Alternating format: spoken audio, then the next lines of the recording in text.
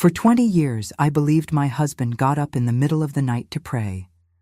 The truth behind those midnight whispers would destroy everything I thought I knew about our marriage. Good afternoon, everyone. My name is Eleanor Thompson. I'm 73 years old, and today I'm going to share a story I've kept in my heart for a very long time. But before I begin, I'd like to ask you watching to please like this video, subscribe to the Grandma's Diary channel, and tell me in the comments where you're watching from. This helps me continue sharing my stories with all of you. It was 1968 when I met Arnold. I was only 18 and working at my father's stationery store in Mill Creek, a small town in Pennsylvania so tiny that everybody knew everybody. Back then, things were very different from today. There wasn't this constant rushing around. Life moved at a slower, more peaceful pace. I remember like it was yesterday when Arnold walked into the store for the first time. Tall, well-groomed hair, impeccable suit. He worked at the town's bank, the only one that existed there at that time. A young man who worked at a bank was considered quite a catch, you know? Young women would sigh when he passed by, but it was to me that he smiled that afternoon.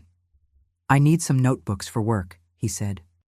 Shy as I was, I could barely look him in the eyes while I wrapped the notebooks in brown paper. The next day he returned, and the day after that, and the day after that, always with some excuse to buy something, until he finally invited me for ice cream after Sunday church. My father, a strict and traditional man, only allowed it because Arnold's family was well respected in town. His father was a pharmacist, his mother a teacher. Good people, as they used to say back then.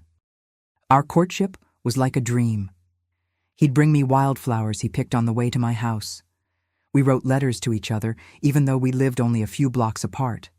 That's how things were back then. Everything had its time, its charm. There was no kissing in public like I see nowadays. We dated on my parents' porch, always with my younger sister watching us, as was proper. After a year like this, Arnold spoke with my father. He asked for my hand in marriage, all done properly. We were married at St. Anthony's Church. My dress? Oh, my dress was a dream. My mother and aunts spent months sewing it. It had real lace on the hem that my grandmother had kept in a chest since her youth in Ireland. The reception was in the church hall, with a 3-tiered cake and all the trimmings. It was the town's event of the year. We were young, in love, and full of dreams. When I moved into Arnold's house, a simple home he bought with his father's help in the new neighborhood, I felt my adult life had finally begun. During those first weeks, I felt lost, not really knowing what to do. I had never managed a house by myself. My mother would visit me almost every day to teach me how to do laundry, how to cook beans to the perfect consistency, how to clean the wooden floors. Arnold was a good man. He left early for work, returned in the late afternoon, always at the same time. He was religious, you know. We went to church every Sunday. He participated in the St. Vincent de Paul Society meetings, which helped those in need. Everyone in town admired him.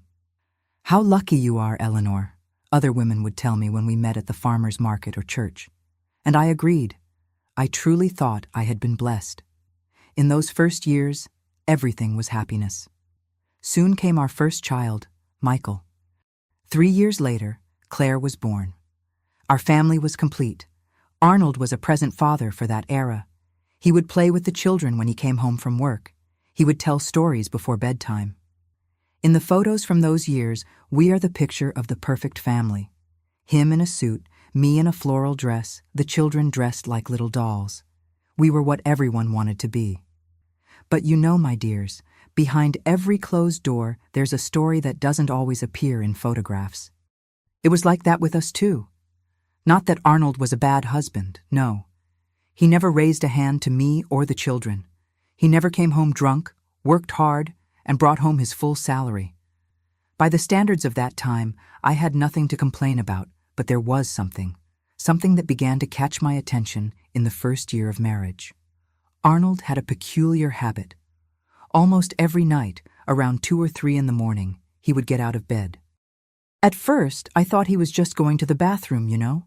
But I noticed he would take a half hour, sometimes a full hour, and when he thought I was sleeping, he would quietly leave the bedroom. One night, curious, I waited for him to leave and got up too. I followed his footsteps down the dark hallway of our house, and there he was, kneeling on the living room carpet, facing the window that overlooked the backyard. Eyes closed, hands clasped in prayer, whispering words I couldn't quite understand. Just low murmurs, as if he was talking to someone in secret. I went back to bed before he saw me. The next morning during breakfast, I asked him about it. "Arnold, I saw you praying in the middle of the night. Is everything okay?" He looked a bit embarrassed, but smiled. "Eleanor, since I was a boy, I've had this habit. I wake up in the middle of the night and take advantage of the silence to talk with God. That's when I feel closest to Him, you know? When the whole world is asleep and it's just Him and me." I found it beautiful. I was even moved by my husband's devotion. What a man of faith I had by my side, I thought. Someone who got up in the middle of the night to pray for his family. I told this to my mother, to my friends, always with pride. "Arnold is so devout that he wakes up in the middle of the night to pray," I would say. And everyone agreed that I was a fortunate woman. And so the years went by. Our children grew up. Michael, studious like his father, soon stood out in school. Claire, my little princess, was Arnold's favorite. On Sundays, we all went to church. Afterward, we would have lunch at my mother-in-law's house, stroll in the town square. A simple life, but one that seemed complete. And every night, the same ritual. Arnold, getting up in the middle of the night for his prayers. I hardly paid attention anymore. It had become part of our routine. Sometimes, half asleep, I would hear those whispers coming from the living room. Incomprehensible words, but which I imagined were prayers for the children, for me, for our family. When we completed 15 years of marriage in 1983, Arnold was promoted to branch manager. It was a big event. We had a small party to celebrate. Our financial situation improved. We were able to change the living room furniture, buy a new television, color, one of the first in town. The children were already teenagers. Michael was 14, Claire was 11. Life was going well. It was around this time that Arnold began to travel more for work. Once a month, he would go to Philadelphia for meetings at the bank's headquarters. He always came back with little gifts for me and the children. A scarf for me, a toy car for Michael, a doll for Claire. I thought it was so thoughtful. It was also during this time that the midnight prayers became more frequent. It wasn't just once or twice a week anymore. It was almost every day, especially before and after his trips to Philadelphia. And I, foolish as I was, felt even more blessed to have a husband so devoted to faith. How God must love Arnold, I thought, who sacrifices his sleep to talk with him. In 1985, when Michael turned 16, he began talking about going to college. He wanted to be an engineer. He was a studious boy, got the best grades. I started to worry about the future. College was expensive. We needed to save. That's when I decided to look for a job. I didn't want anything that would prevent me from taking care of the house and family, but I wanted to help with the expenses that were only increasing. A friend who worked in the secretary's office at the local school told me they needed someone for a part-time position. I went to talk to Arnold about this. He didn't like the idea at first. "A woman's place is in the home, Eleanor," he said. "What will others think? That I can't support my family?" But I insisted, showed him that I could take care of the house and work outside, that the money would be for Michael's college, for our children's future. He eventually gave in. And so I began working part-time in the school office. I liked it more than I expected. It was good to talk with other people, to feel that I was contributing. The children were growing up. They didn't need my constant attention anymore. Michael was even dating a girl from church. Everything seemed to be on track. In 1988, when we had been married for 20 years, I began suffering from terrible headaches, migraines that would leave me bedridden for days. The town doctor prescribed medications that did little good, until a colleague from school recommended a neurologist in Philadelphia. Arnold took me on one of his work trips. After several tests, the doctor said there was nothing serious. It was probably stress, but he noticed that I had difficulty hearing when he spoke more quietly. He suggested I see an ear, nose, and throat specialist, and that's how, because of the headaches, I discovered I had premature hearing loss. The doctor prescribed a hearing aid. Me with a hearing aid, I thought, alarmed. It seemed like something for old people. I was only 42. But the doctor explained that many people experience hearing loss early and that there was nothing abnormal about it, that I would hear much better with the aid. Arnold, always practical, took care of everything. In 2 weeks, I already had my hearing aid. At first, it was strange to use that thing. It seemed like all the sounds in the world were amplified. The ticking of the clock on the kitchen wall, which I barely noticed before, now sounded like a hammer pounding. The birdsong in the yard was almost deafening. The noise of pots in the kitchen, the children talking, the television on. Everything seemed too loud. I had to get used to it gradually. During the day, I would take the device off now and then to rest my ears. And at night, when I went to bed, I always removed it and put it on the bedside table. After all, what would I need it for while I slept? At that time, in the middle of 1988, life followed its normal course. Michael, at 19, was studying for his college entrance exams. He wanted to get into Penn State. Claire, at 16, was beginning to dream of being a teacher like her paternal grandmother. Arnold continued at the bank with his monthly trips to Philadelphia, and I divided my time between the house and the job at the school office, an ordinary life like so many others. And every night without fail, the same ritual. Arnold getting up in the middle of the night for his prayers. I was so accustomed to it that I hardly noticed anymore. It was like the ticking of the living room clock. It was always there, but it no longer caught my attention.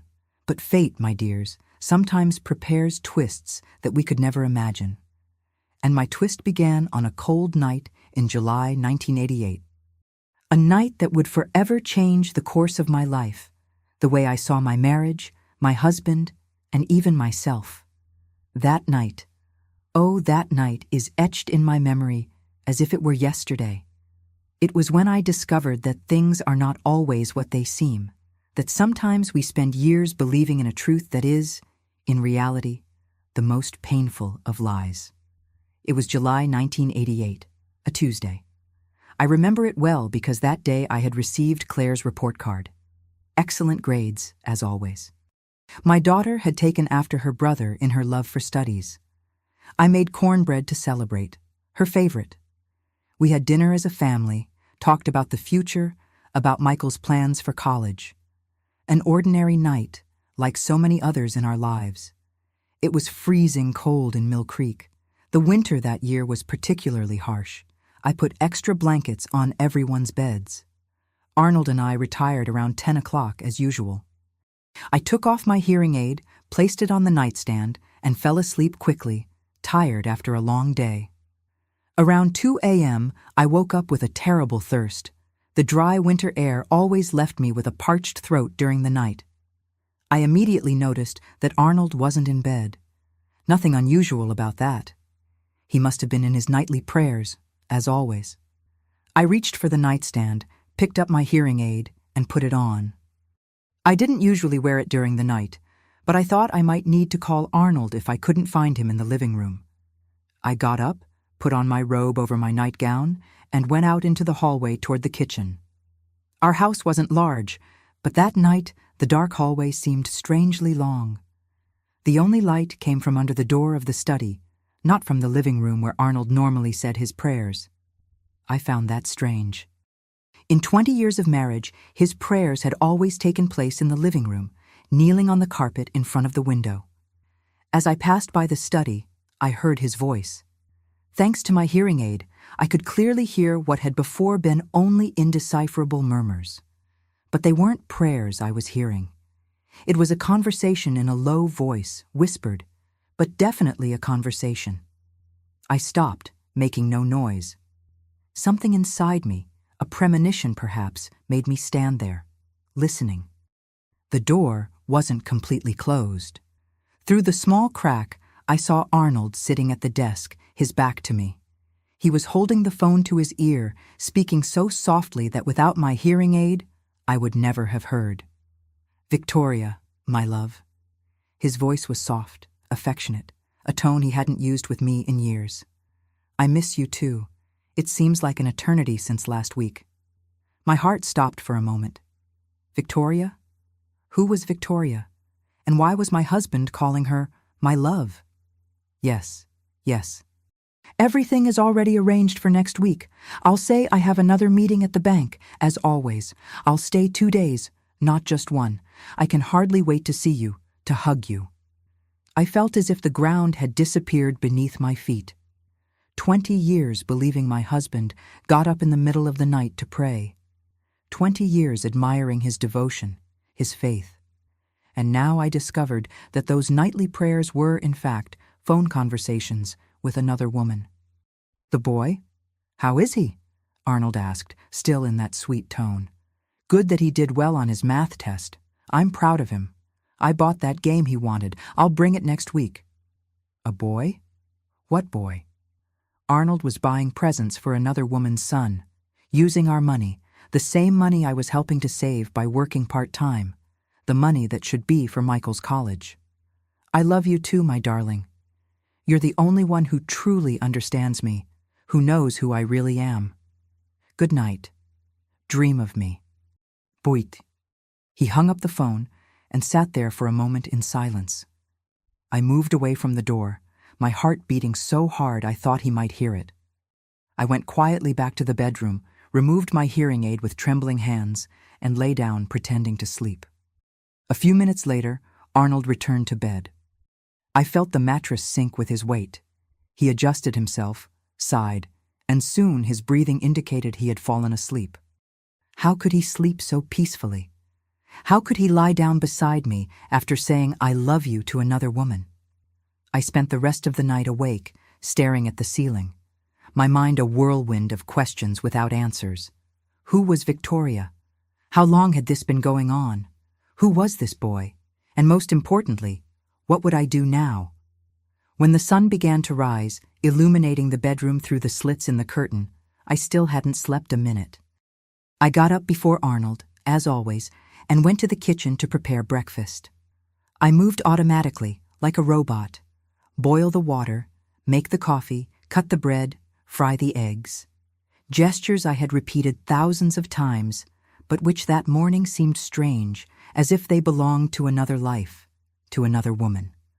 Arnold got up at his usual time, came into the kitchen adjusting his tie, as he did every day, smiled at me, gave me a kiss on the cheek. A mechanical gesture without warmth. He sat at the table, picked up the newspaper, as if nothing had happened, as if he hadn't spent the night declaring love to another woman. "Did you sleep well?" he asked, without raising his eyes from the newspaper. I almost laughed at the irony. "Did you sleep well?" He really believed that I knew nothing, that I would continue being the naive wife for another 20 years? "Not really," I replied, trying to control the tremor in my voice. I had trouble sleeping. "It's the cold," he said, turning the page of the newspaper. "It's very cold this year." I served the coffee, put eggs on his plate, sat at the table across from him. I tried to eat, but each forkful felt like sand in my mouth. How to confront him, what to say, where to begin. Michael came into the kitchen, sleepy. Soon after, Claire. Breakfast continued as always, the children talking about school, Arnold giving advice, me serving more coffee, more bread. A scene of normality that now seemed grotesque, false to me. After breakfast, Arnold said goodbye as he did every day. Another mechanical kiss on my cheek, a quick hug for the children. He took his briefcase, put on his jacket. At the door, he turned to me. "I have a late meeting today. Don't wait up for dinner." How many times had he said these same words? How many late meetings had actually been meetings with her? With Victoria? "All right," I replied, my voice surprisingly firm. "Have a good day." As soon as he left, I felt a strange energy take hold of me. It wasn't just anger or sadness. It was a determination I had never felt before. I needed to know more. I needed to understand the extent of that betrayal. After the children left for school, I was alone in the house. Instead of going to my job at the school office, I called in sick. For the first time in my life, I lied deliberately, but I felt that I needed that day, that time, alone to investigate, to understand what was happening in my own life. I started with the study, the place where Arnold had made that call in the middle of the night. I opened drawers, went through papers. In more than 20 years of marriage, I had never invaded his privacy like this. I always believed that trust was the foundation of our relationship. How ironic to think of that now. In the third drawer of the desk, beneath a stack of bank documents, I found an envelope. Inside it were receipts. Rent in the name of Victoria Daniels at an address in Philadelphia. School payments for someone named Ryan Daniels. Purchases of clothes, toys, furniture. Everything dated from recent years, some as recent as the previous month. In the same drawer, hidden at the back, a small wooden box. Inside it, photos. My God, photos. Arnold smiling next to a younger woman than me, with dark hair and large eyes. Arnold hugging a boy of about 10, the three of them together, like a family, in front of a small house. On the back of one of the photos, a date, June 1987, just a year ago, and a message. Forever yours, Arnold. My hands were trembling so much that I dropped the photos on the floor. I had to sit down. The room seemed to spin around me. I took a deep breath, trying to calm myself. But how to calm down after such a discovery? How to breathe normally when you realize that your entire life has been a lie? I continued my search. In the bedroom closet, in the inside pocket of an old suit that Arnold rarely wore, I found another envelope. Inside it were letters, love letters written by her, by Victoria. The most recent one was dated just 2 weeks ago. My beloved Arnold, the letter began. The days without you are increasingly difficult to bear. Ryan constantly asks when you will come to visit us again. He lights up so much when you're here. Sometimes I think about what our life would be like if we could be together permanently, if you didn't have to go back to your other life. But I know it's complicated. I know about your commitments. Even so, I dream of the day when we can be a real family, without secrets, without lies. Until then, I'll live for these precious moments we have together. With all my love, Victoria. Your other life. That's what I was to Arnold, to this woman. His other life. A commitment, an obligation from which he couldn't free himself. While I considered him the center of my world, to him I was just an obstacle. I sat on the bed, holding those letters, those concrete proofs of a betrayal that had lasted, I don't know how long. Years, certainly. Perhaps since the beginning of his trips to Philadelphia, perhaps since the beginning of the nightly prayers. The tears that I had managed to hold back until then finally came. I cried like I had never cried in my life. I cried for myself, for the naive woman who believed for so long in the lies of a man who didn't deserve her trust. I cried for my children who admired their father without knowing about the double life he led. I cried for the lost time, for the wasted years in a marriage that for me was real, but for him was just a facade. When the tears finally dried up, I looked at the clock. It was almost 5 in the afternoon. Soon, Michael and Claire would return from school, and later, Arnold would come back from his meeting. What would I do? Confront him in front of the children? Wait until we were alone? Pretend I knew nothing and continue living this lie? I put away the letters, the receipts, the photos, all the evidence in my dresser, under my clothes. I washed my face, tried to compose myself. I needed to think clearly, decide what my next step would be. That night, when Michael and Claire arrived, I acted as normally as possible. I prepared dinner, asked about their day at school, smiled when I should smile, spoke when I should speak. But inside, I was broken. Every gesture, every word seemed fake, as if I were acting in a poorly rehearsed play. Arnold called around 8 in the evening, saying that the meeting had been extended and that he wouldn't come home, that he would sleep at the bank with some colleagues, preparing an important presentation for the next day. Another lie. Now I knew. Now I understood. He wasn't at the bank. He was with her, with Victoria, with his real family, as she had written in the letter. "Is everything okay, Arnold?" I said, my voice surprisingly calm. "Good luck with the presentation tomorrow." He seemed relieved by my understanding. Little did he know that the world we had built together was already crumbling, brick by brick.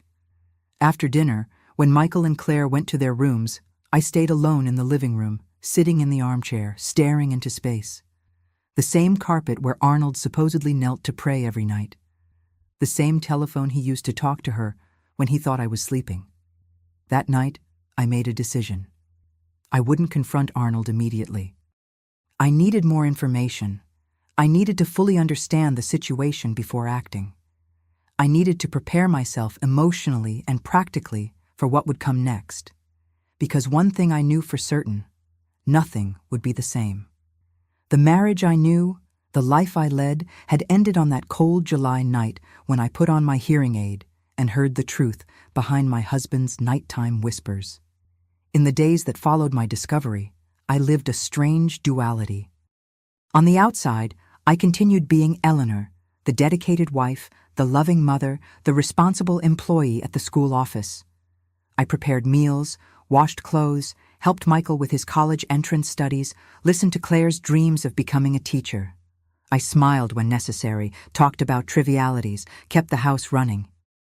On the inside, I was another person, a wounded, betrayed, broken woman, but also a determined investigator resolved to discover the whole truth about her husband's double life. Arnold came home the next day as if he had really spent the night at the bank. He even brought some papers to prove the work he had done. More lies. I knew. But I said nothing. I just observed with new eyes this man I thought I knew so well. "The presentation was a success," he commented during dinner, smiling at the children. "The regional manager was impressed." How did he manage it? How could he lie so naturally, looking into his own children's eyes? It was as if I were observing a stranger wearing my husband's face. A week after that fateful night, Arnold announced during dinner, "I have a meeting in Philadelphia next week. I'll be there for 2 days." Michael and Claire just nodded, accustomed to their father's trips. I also nodded, pretending the same acceptance as always, but now I knew the true purpose of that trip. When we were alone in the bedroom, Arnold mentioned the trip again, perhaps feeling he needed to reinforce the lie. "It's an important meeting with the board. They're thinking of promoting me to regional." "That's great, Arnold," I responded, carefully folding the clothes I had just ironed. "You deserve it." He seemed satisfied with my response, with my apparent naivety. He lay down and was soon asleep, without any weight on his conscience. I, on the contrary, spent another sleepless night planning my next step. On the morning when Arnold left for his meeting in Philadelphia, I made a bold decision. As soon as he left, I went to the bus station and bought a ticket to the same destination. I had never done anything like this, traveling alone to another city without telling anyone, but something inside me had changed. Eleanor from before, obedient and predictable, was giving way to a woman who needed to face the truth, no matter how painful it might be. I left a note for the children, saying I needed to visit a sick aunt. Another lie in this web that Arnold had begun to weave so many years ago. I felt guilty for lying to Michael and Claire, but I told myself it was necessary, that one day they would understand. The bus journey took almost 5 hours. 5 hours looking out the window, watching the landscape change, reflecting on how my life had been turned upside down in just 2 weeks. I carried with me the address I had found on the rent receipts. Oak Street, 278, Forest Hills neighborhood. That's where I was going. I arrived in Philadelphia in the early afternoon. I had never been to the city alone. The few times I had visited were with Arnold, always staying in hotels downtown near the bank. The Forest Hills neighborhood was farther away. I took a taxi from the bus station, my heart beating so hard I thought the driver might hear it. "Oak Street, 278, please," I said, my voice trembling. During the journey, I looked out the taxi window with a mixture of fear and determination. The streets of Philadelphia, the buildings, the hurried people, everything seemed to belong to another world, a world very different from my quiet Mill Creek. A world where Arnold led a life completely different from the one he shared with me. When the taxi stopped in front of number 278, I felt my stomach sink. It was a small but nice house, a well-tended garden in front, colorful curtains in the windows, the kind of house where a happy family lives. I paid the taxi and stood on the sidewalk in front, not knowing exactly what to do. I had come this far, but hadn't planned the next step. Confront Victoria? Wait for Arnold? Just observe from a distance? The decision was made for me when the house door opened. A boy of about 11 ran out, a football in his hands. Right behind him, a woman appeared at the door. It was her, the woman from the photos. Victoria, younger than me, dark hair, pretty in a simple way. She wore a printed dress and smiled while watching the boy run to the street. "Ryan, don't go far," she shouted. "Your father will be here soon." His father? My God, the boy called Arnold father. The reality of the situation hit me like a punch to the stomach. It wasn't just an affair, a passing adventure. It was a whole family, a complete parallel life. I retreated a few steps, hiding behind a tree. I didn't want to be seen, not yet. I needed to process what I was seeing, what I was feeling. The anger, the pain, the shock, all mixed in a whirlwind of emotions that threatened to knock me down. I stood there watching for almost an hour. I saw Ryan play with the ball in the small yard. I saw Victoria come out several times, checking if he was okay. She seemed like a good mother, attentive, caring. Under other circumstances, perhaps we could have been friends. What a strange thought. When a taxi stopped in front of the house, I felt my heart stop. Arnold got out, carrying a small suitcase and a wrapped present. He was wearing the same suit he had on when he left home that morning. The same man, but somehow different. His face lit up when Ryan ran toward him. "Dad! Dad!" shouted the boy, throwing himself into his arms. Arnold dropped the suitcase and the package, lifting the boy into the air, spinning him, laughing openly, a kind of joy he rarely showed with our own children. Victoria appeared at the door, smiling. Arnold put Ryan down, walked to her, and kissed her. Not a quick, mechanical kiss like the ones he gave me. A real kiss, deep, full of passion. The kiss of a man in love. Then the three of them entered the house, the door closing behind them. I remained paralyzed, feeling tears stream down my face. It was real. It was really happening. It wasn't just a suspicion, wasn't just a passing affair. It was a whole family, a complete life. While I took care of the house, raised our children, saved every penny for the future, Arnold was building another home, another life, with another woman. I don't know how long I stood there on the sidewalk, crying silently. An elderly lady passing by looked at me with concern, asked if I was okay. I nodded automatically and walked away without a clear direction. I needed to get away from that house, that scene, that reality that was too painful to face. I walked for several blocks, trying to organize my thoughts, my feelings. Eventually, I found a small park and sat on a bench. What time was it? It didn't matter. Nothing seemed to matter at that moment. What to do now? Confront Arnold right there in front of his other family?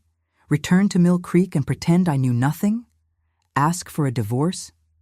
In 1988, in a small, conservative town, a separated woman would face the judgment of everyone. And my children, how would they react to the truth about their father? I ended up returning to Mill Creek that same night. I didn't confront Arnold in Philadelphia. I didn't have the courage, or perhaps it was wisdom. I needed time to think, to plan. I couldn't act impulsively. When I got home, Michael and Claire were worried. My visit to the sick aunt hadn't been very convincing. I made up some explanation about the aunt being better than we thought. More lies. How had it come to this?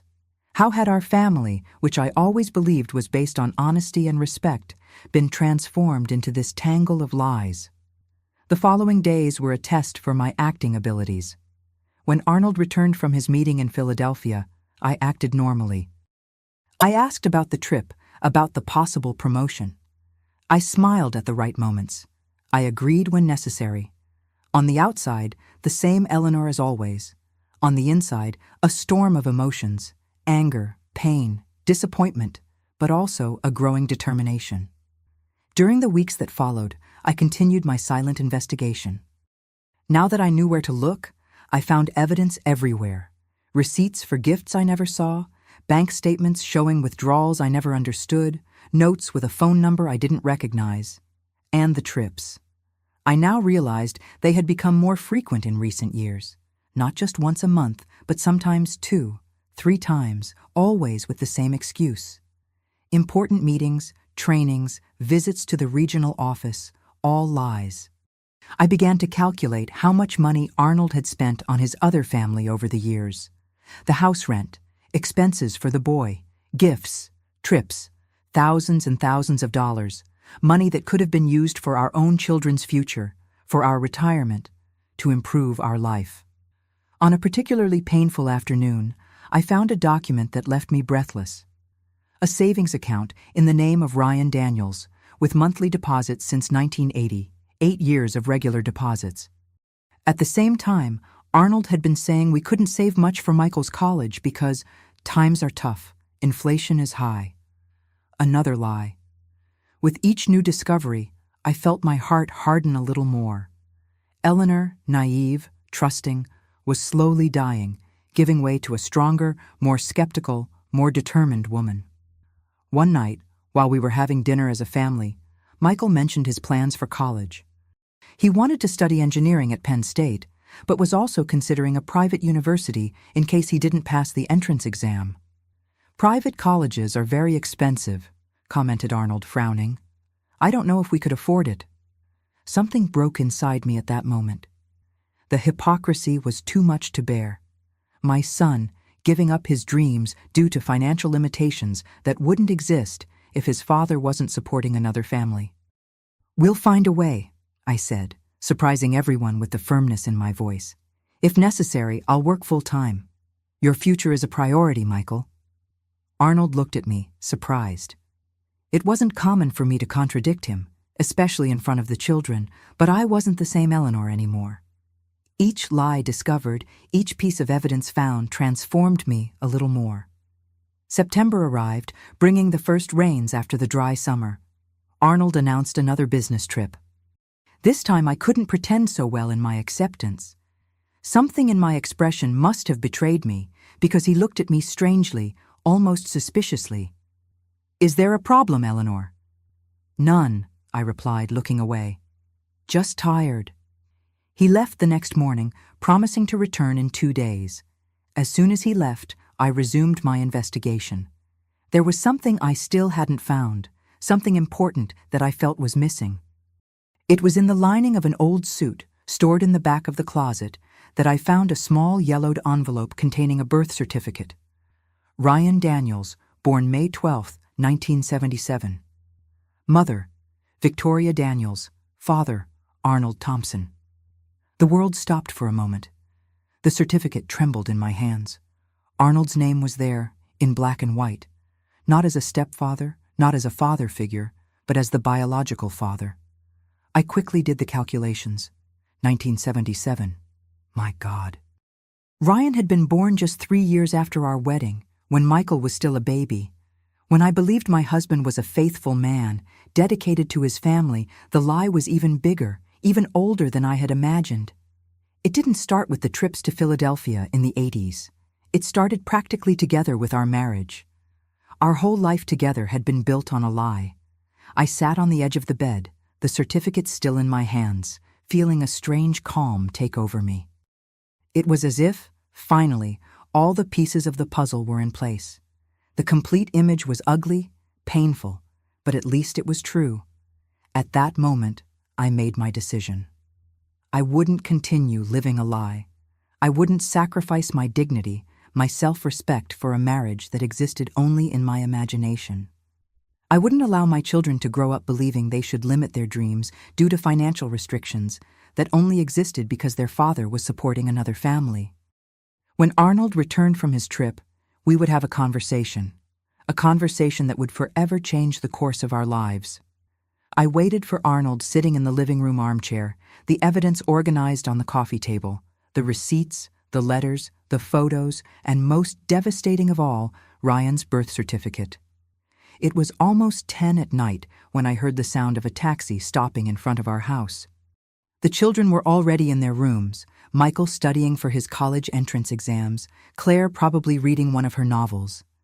I had asked them not to wait up for their father, that I needed to talk to him in private.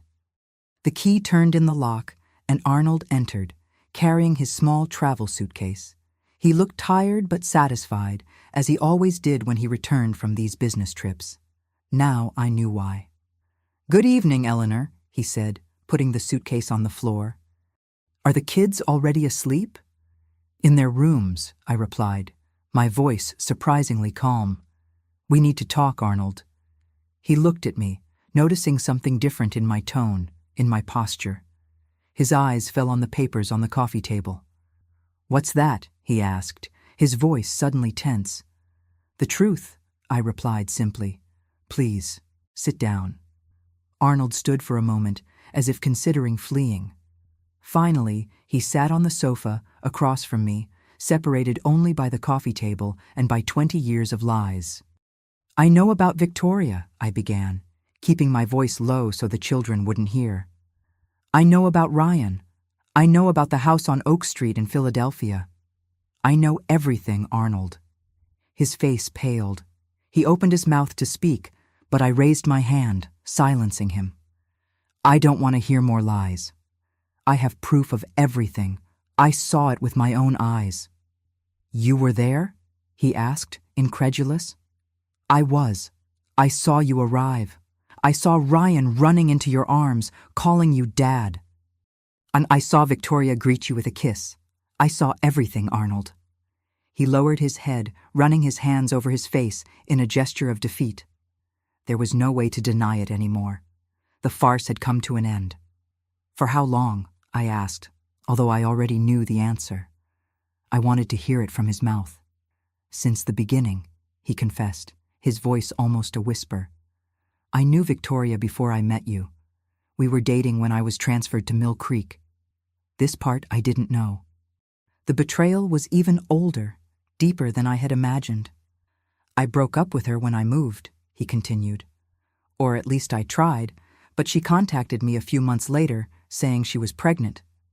And you decided to marry me anyway," I completed, feeling a new wave of pain. He hadn't just betrayed me during the marriage. He had entered into it already deceiving me. "My family would never accept that I had a child out of wedlock," he explained, as if that justified everything. "And Victoria, she understood the situation. She said she would raise the baby alone, that she wouldn't interfere with my life. I would send money, visit when possible. And your plan was to continue like this forever? 2 families, 2 lives?" Arnold didn't answer. His silence was answer enough. "When did the night calls start?" I asked, trying to complete the puzzle. "Since we installed the telephone," he admitted. "It was the only way to maintain regular contact without raising suspicions. I would wait for you to fall asleep and call her. 20 years believing my husband got up to pray. 20 years admiring his devotion, his faith. What a fool I had been. And all the meetings, the trainings, the visits to the regional office, they were to see them?" "Yes," confessed Arnold, now speaking more quickly, as if wanting to purge everything at once. "At first it was just to see Ryan, to fulfill my obligation as a father. But Victoria and we never really ended things. The feeling was still there. And what about me and your children here? What were we, Arnold? An obligation? A disguise for your real life?"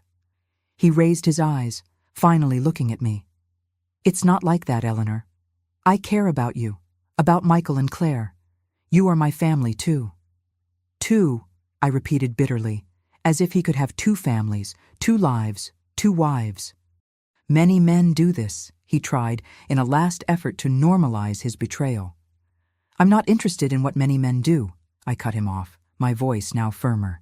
I'm interested in what my husband did, the man I trusted for 20 years, the man I admired, respected, defended among my friends as an example of character. We sat in silence for a moment. The clock on the wall marked the seconds, each tick a reminder of the time lost, wasted in a lie. "What do you want to do now?" Arnold finally asked, his voice betraying his fear. It was the question I had been asking myself for days. What to do? Continue pretending, as so many wives did at that time? Confront him, but remain in the marriage for the children, for financial stability, for fear of social judgment? Or put an end to it, start over, even with all the challenges that would imply? "I want a divorce, Arnold." The words came out more easily than I expected. They sounded strange in the air, as if they belonged to another person, not to the obedient and traditional Eleanor I had been for so long. "Divorce?" he repeated, as if he couldn't believe what he was hearing. "Eleanor, you can't be serious. Think of the children, your reputation, what people will say." "I've thought about all that," I replied calmly. "And I've also thought about my dignity, my self-respect, the example I want to set for Michael and Claire. I can't continue living a lie, Arnold, not after knowing everything I know." "We can work this out," he insisted, now in an almost desperate tone. "I can end things with Victoria, I can stop the trips. I can be a better husband." "And Ryan, your son? Will you abandon him?" "No, of course not, but I can reduce the visits, just send money." "How can you suggest that? Abandon your own son? What kind of man would do that?" "I'm trying to save our marriage, Eleanor. Our marriage ended the moment you decided to have two families, Arnold. Maybe even before, when you decided to marry me knowing another woman was expecting your child." He stood up, began pacing the room, running his hands through his hair in a gesture of desperation. "It can't end like this. 20 years together, 2 children." "20 years of lies," I corrected him. "As for the children, they deserve to know the truth. Not today, not now, but eventually. They deserve to know what kind of man their father really is." "You wouldn't do that," he challenged. "You'd destroy the image they have of me." "You did that yourself, Arnold." That night, Arnold slept on the couch. I, for the first time in weeks, slept deeply in our bed. It was as if an immense weight had been lifted from my shoulders. The truth was finally exposed, the decision made. The road ahead would be difficult, but at least it would be honest. The days that followed were a whirlwind. Arnold tried everything to convince me to reconsider.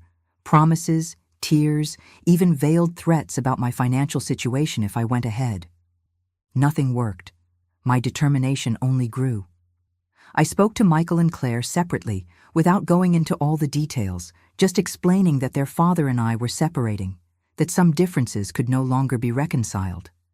Michael, always perceptive, seemed to understand there was more behind my vague explanation. Claire cried, asked if it was her fault, if it was something she had done. It broke my heart to have to comfort her, to assure her that the problem was between her father and me, nothing related to her. The next step was to find a lawyer. In 1988, divorce was already legal in the United States, but it was still a complicated process, especially in a small conservative town like Mill Creek. The only lawyer in town refused to take my case, claiming to be a friend of Arnold's family. I had to go to the neighboring town, which was larger, to find someone willing to represent me. Mr. Macedo, an elderly gentleman with a sharp look, listened to my story without judgment. When I finished, he nodded gravely. "Do you have proof of the infidelities? The two families?" "I do," I replied, showing him the folder where I had organized all the evidence, photos, letters, receipts, even the birth certificate of his other son. "Good, very good," he murmured, examining the documents. "With this evidence, we'll get a fair division of assets.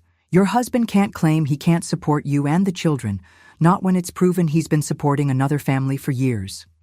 Meanwhile, the news of our separation began to spread around town. As expected, the comments, the looks, the whispers followed me wherever I went, at the farmer's market, at the grocery store, even at church. The same people who had previously envied me for having such a good, respectable husband now looked at me with a mixture of pity and morbid curiosity. I heard Arnold and Eleanor are separating. I heard one woman comment to another in the bank line. They say he has another woman. A woman her age should be grateful to still have a husband, replied the other, without bothering to lower her voice, close her eyes, and move on. These reactions hurt me, of course, but they didn't surprise me. It was the mentality of the time, especially in a small town.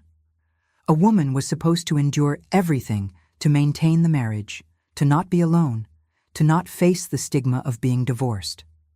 Arnold, of course, used this mentality to his advantage.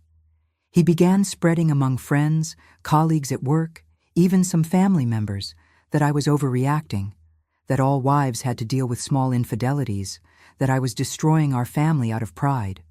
Some believed him. My own mother, traditional as she was, begged me to reconsider. "Daughter, a man is a man," she said, as if that explained everything. "Your father also had his adventures, but he never let anything be lacking at home. That's how things are." "Not for me, Mom," I responded firmly. "I don't accept living a lie, and it's not just an adventure. He has another son, another family." For years. The divorce process followed its course, slow but steady. Arnold hired a lawyer from the city, trying to intimidate Mr. Macedo with legal jargon and procedural maneuvers. It didn't work. The evidence was too clear, indisputable. In December 1988, a few months after my discovery, the judge in the neighboring county decreed our legal separation. The final divorce would come a year later, as the law required at that time. Arnold was ordered to leave the house, which had been purchased with help from my father when we got married, and to pay child support for Michael and Claire. It wasn't much, but it was enough to supplement my salary at the school. That night, after the separation hearing, I returned to the house, now just mine and my children's, and cried. Not from sadness, but from relief, from liberation. It was as if I was breathing fully for the first time in years. The months that followed were ones of adaptation. Learning to live as a separated woman, raising 2 teenagers alone, managing the house with more limited resources. It wasn't easy. There were nights when I cried from worry, from fear of the future, but never, not for a moment, did I regret my decision. Michael, my oldest son, was my greatest support. At 19, he was almost a man. He arranged a part-time job to help with expenses, without abandoning his studies for the entrance exams. Claire, at 16, had more difficulty accepting the new reality. She missed her father, questioned why he couldn't come back home. It was on one of these nights, seeing my daughter cry from missing her father, that I almost weakened, almost went back, almost accepted Arnold back, almost closed my eyes and moved on, as so many people suggested. Almost. But then I remembered the photos, the letters, Ryan's birth certificate. I remembered the house on Oak Street, Victoria greeting Arnold with a kiss, the boy calling him Dad. I remembered the lies, the nights when I believed my husband got up to pray when, in reality, he was talking to another woman. And I knew I had made the right decision, no matter how difficult the road ahead. The spring of 1989 arrived, bringing new beginnings. Michael was accepted into the engineering program at Penn State, without needing a private college after all. Claire eventually accepted the reality, especially after Arnold began visiting her regularly, taking her for walks, to the movies. As for me, I had gotten a raise at the school, taking on more responsibilities in the office. Life went on, different from what I had planned, but still my life. A life based on truth, not lies. A life where I could look in the mirror every morning without shame, without doubts. That same year, I heard from an acquaintance that Arnold had moved permanently to Philadelphia, that he now lived with Victoria and Ryan, that he seemed happy. Strangely, the news didn't hurt me. I felt only a kind of relief. Let them be happy, let them live their truth, as I was living mine. On a Sunday afternoon, sitting on the porch of my house, really mine now, watching Claire study and Michael fix the garden fence, I realized something important. I too was happy. Not in the way I had imagined, not in the marriage I thought I had, but still happy, free, at peace with myself.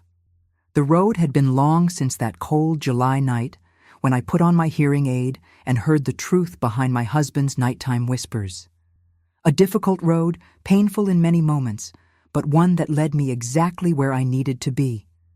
And for the first time in a long time, I no longer feared the future. I was ready for whatever came next. The years following my separation were like learning to walk again, each step uncertain at first, stumbling sometimes, but gradually gaining confidence, firmness, until finally finding my own rhythm. The beginning of the 1990s brought many changes to America and also to my life. While the country faced a recession, the Gulf War, and a changing political landscape, I faced my own challenges, being a divorced woman in a small town where everyone knew each other and judged. I remember the Sunday services, sitting alone in the church pew where our family once sat with such pride, the looks, the barely disguised whispers. There goes Eleanor, the one who left Arnold. At first, it cut me like a knife. With time, I learned to hold my head high, look forward, focus on the pastor's words, and ignore everything else. My work at the school became my refuge. In 1990, the principal offered me a promotion. From secretary, I became the administrative assistant with a small salary increase. It wasn't much, but it helped compensate for the months when Arnold's child support was late, which happened frequently at first, perhaps in an attempt to make me reconsider my decision. Michael started engineering college that same year.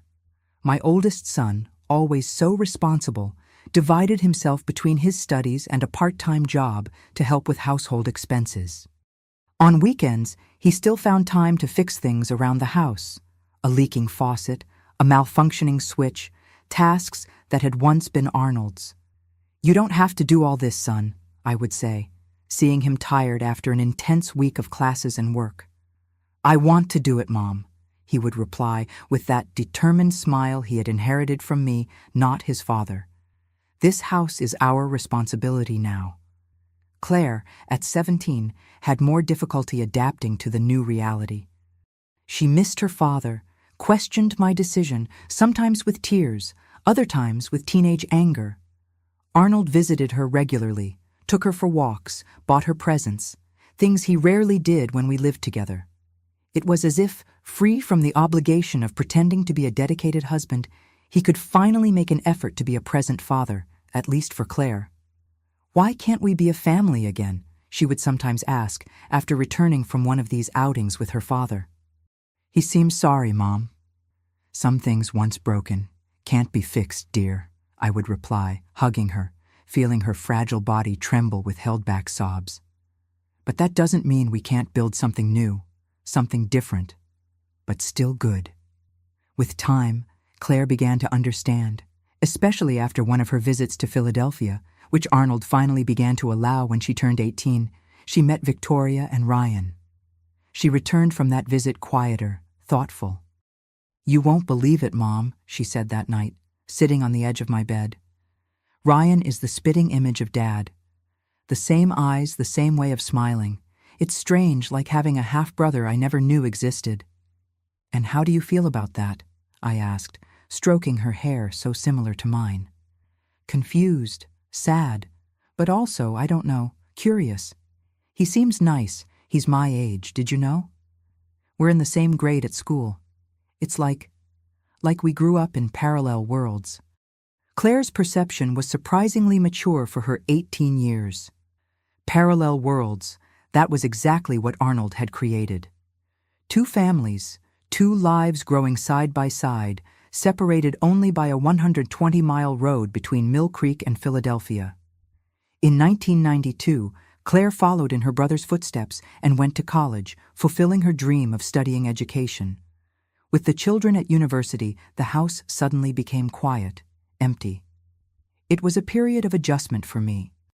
For 25 years, my life had revolved around other people, first Arnold, then the children. Now, at 46, I found myself alone for the first time, with time and space to think about myself, about who I was beyond being a wife and mother. It was during this period that I made another important decision. I went back to school. I enrolled in night classes to complete the high school diploma I had abandoned when I got married. The first classes were intimidating. I sat in the back row, embarrassed, surrounded by much younger students. But I soon discovered I wasn't the only middle-aged woman seeking to resume her education. We formed a small group, me and 3 other ladies, all with similar stories. Early marriages, interrupted education, lives dedicated to family. "It's never too late to start over," said Mrs. Jenkins, the oldest of us at 62, with an enviable determination. My late husband used to say women didn't need an education. Now he's under the ground, and I'm here learning equations. We laughed together, these women and I, united by shared experiences, by similar challenges. It was with them that I began to rediscover the pleasure of female friendship, of solidarity, of mutual support. Before, my social circle had been limited to other wives, superficial meetings where we talked only about children, recipes, small gossip. Now we talked about books, about politics, about our delayed dreams and renewed hopes. In 1994, at 48, I received my high school diploma. Michael and Claire came to the graduation, proud, applauding when I was called to the stage. It was one of the most emotional moments of my life, not for the diploma itself, but for what it represented. A fresh start, a promise to myself that my story was still being written. That same year, inspired by my return to studies and my work at the school, I decided to apply to a teaching program at the college in the neighboring town. It was a dream I didn't even know I had until I began to consider the possibilities that life still held for me. "Are you sure, Mom?" Michael asked, concerned. "College requires a lot of time, a lot of money." "I am, son. I'll study at night, continue working during the day. I've already calculated, with my current salary and by saving in other areas, I can afford the tuition." "Then we'll make it work," he said, hugging me tightly. "I'm proud of you." I passed the entrance exam in early 1995, not with a brilliant score, but enough to secure my place. At 49, I entered a college classroom for the first time, carrying new notebooks and renewed determination.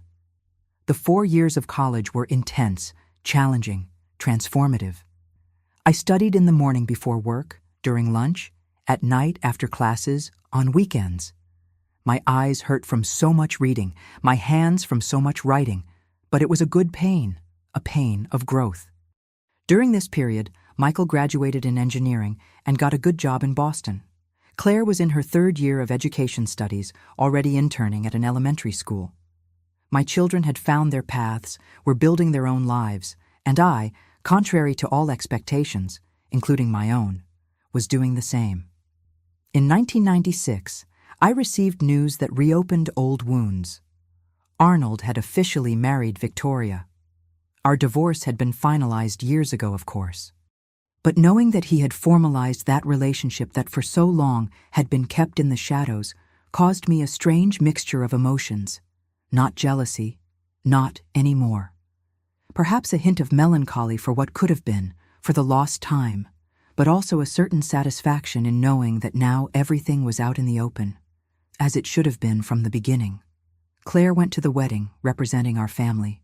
She came back with photos, stories, even a piece of cake wrapped in a napkin. "It was strange, Mom," she said that night, sitting on the edge of my bed, seeing Dad marry someone else, but at the same time it seemed right somehow. "They seem happy together." "I'm happy for them," I said, surprising myself with the sincerity of that statement. And it was true. Time had softened my anger, my hurt, not to the point of forgetting or completely forgiving. Some betrayals are too big for that. But enough to wish well to this man who, for so many years, had been part of my life. In 1999, at 53, I received my teaching degree. Michael came from Boston, especially for my graduation. Claire, already graduated and working as a teacher, cried throughout the entire ceremony. My friends from the night classes, some who had also gone on to college, were there too. It was a celebration not just of my academic achievement, but of my personal journey, of the woman I had become. The new millennium brought more changes. With my diploma in hand, I was promoted at the school where I had worked for so many years. From administrative assistant, I became educational coordinator. The salary improved significantly, allowing me to make small renovations to the house, replace worn-out furniture, even buy my first car, a used Honda, but which for me represented a freedom I had never experienced. The 2000s saw my children build their own families. Michael married Denise, a fellow engineer, in 2002. Claire found Edward, a history teacher, and they married in 2004. I became a grandmother for the first time in 2005, when Denise gave birth to Matthew. The following year, Claire presented me with Emily. Seeing my grandchildren grow up was and continues to be one of the greatest joys of my life. With them, I experienced a different kind of love, a love without the complications, the expectations, the disappointments that sometimes mark other relationships. A pure, simple, unconditional love. Curiously, it was through my grandchildren that Arnold and I found a way to coexist peacefully. At birthday parties, school presentations, family lunches, we would meet, exchange a few courteous words, even share a smile watching Matthew or Emily do something funny or surprising. "They look just like you when you were that age," Arnold commented during Emily's 5th birthday in 2011. He was older, hair completely white, some deep wrinkles marking his face, but his eyes were still the same ones that had enchanted me so many years ago. "You think so?" "I see a lot of Claire in her," I replied, watching our granddaughter blow out the candles, surrounded by little friends. "Claire took after you," he said with a melancholy smile. "The determination, the strength, things I always admired in you, Eleanor." It was a strange moment, but not uncomfortable. Two people who had shared so much, love, pain, children, memories, now separated by choices, by circumstances, but still connected by bonds that neither betrayal nor time could completely break. In 2012, I officially retired. After almost 3 decades at the same school, it was time to pass the torch. They organized a surprise party for me with former and current students, colleagues, friends. It was moving to see how many lives I had touched over the years, how many people made a point of saying I had made a difference to them. Retirement opened a new chapter in my life. Free time, for the first time in many years. I decided to use it to fulfill another delayed dream: travel. Nothing too extravagant. My pension and savings didn't allow for luxuries, but small trips around the country. Sometimes alone, sometimes with my friends from the night class days, who were also retired. I saw the ocean for the first time at age 67. I stood at the edge of the beach, feeling the salt water touch my feet, looking at that blue immensity, and cried. Not from sadness, but from awe, from gratitude for a life that, despite all the difficulties, had brought me there to see something so beautiful, so grand. In 2015, I received news that shook me. Arnold had been diagnosed with advanced pancreatic cancer. It was Claire who told me, her eyes full of tears. Despite everything that had happened between us, I felt genuine sadness. This man, with all his errors, his lies, had been an important part of my story. He was the father of my children, the grandfather of my grandchildren. In the months that followed, I distantly followed his fight against the disease. Through Claire's updates, I learned that Victoria was tirelessly by his side, as was Ryan, now an adult man who had followed in his father's footsteps and worked at the same bank. Arnold passed away on a September morning in 2016. The funeral was in Philadelphia, where he had built his second life, which ended up being his last. I traveled with Claire for the ceremony. Michael was already there, having come directly from Boston. It was a strange moment to find myself at the funeral of the man who had been my husband for so many years, alongside the woman who had been his mistress and then his wife. Victoria and I greeted each other cordially, two now elderly women united by the loss of the same man, albeit in different ways. Ryan, whom I had never met in person until then, came to me after the ceremony. Claire was right. He was impressively similar to Arnold when young. The same eyes, the same smile. "Mrs. Thompson," he said, extending his hand, "my father talked about you. He said you were the strongest woman he ever knew." These words surprised me. I never imagined that Arnold would talk about me to his other family, much less express admiration. I was speechless for a moment, just shaking the hand of this man who, in other circumstances, could have been one more son to me. "He made a lot of mistakes," continued Ryan with a sincerity that touched me. "He was never perfect, but in recent years he talked a lot about regrets, about paths not taken. He wanted you to know that." I thanked him for sharing this with me. It didn't change the past, didn't erase the pain, but somehow brought a certain closure, a feeling that the cycle was complete. Today, at 73, I look back and see a life that didn't go as planned, but that still was and continues to be an extraordinary journey. A journey of losses, yes, but also of gains, of disappointments, but also of discoveries, of endings, but also of new beginnings. That cold July night in 1988, when I put on my hearing aid and heard the truth behind my husband's nighttime whispers, could have been just the end of a story. But I chose to transform it into the beginning of another, my own story, written with my own words, my own choices. And if there's one lesson I've learned, which I'd like to share with you, my dears, it's this. It's never too late to start over, to rediscover who you are, to build a life that's truly yours.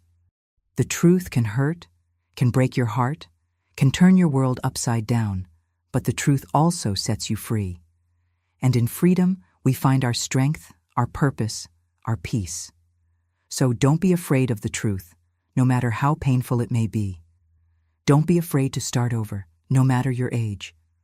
Life is more generous than we imagine, always offering new opportunities, new paths, new forms of happiness, if we have the courage to seek them. And before I say goodbye, I wanted to ask once more for you who are watching. Don't forget to like this video, subscribe to the Grandma's Diary channel, and comment where you're watching from. This helps me a lot to continue sharing my stories with you. Thank you very much for listening to me today.